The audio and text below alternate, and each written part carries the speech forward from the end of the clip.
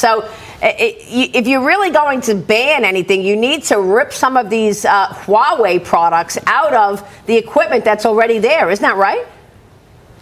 Oh, certainly. We got to complete the job of ripping Huawei out of our rural networks. But more important, we need to start looking at those cranes that you have been talking about before and other things where China can actually sabotage port operations. We got all these surveillance cameras, Chinese drones, you name it. They are surveilling our country. They know more about us than we do because they have been doing this for quite some time.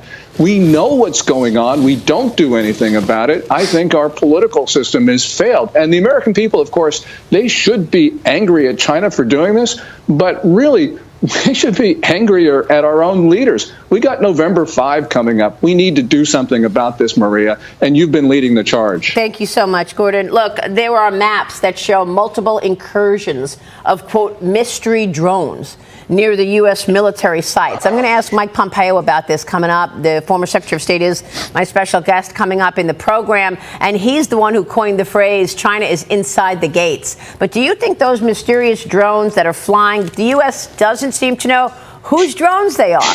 Do you believe they're Chinese? Yes, of course. Yeah. Because first of all, hobbyists can't mount the operations that we saw at, for instance, the Langley base in Virginia. This has to be a foreign power. Yeah. And the foreign power that produces drones is not Russia, it's not Iran, it's not North Korea, it's China.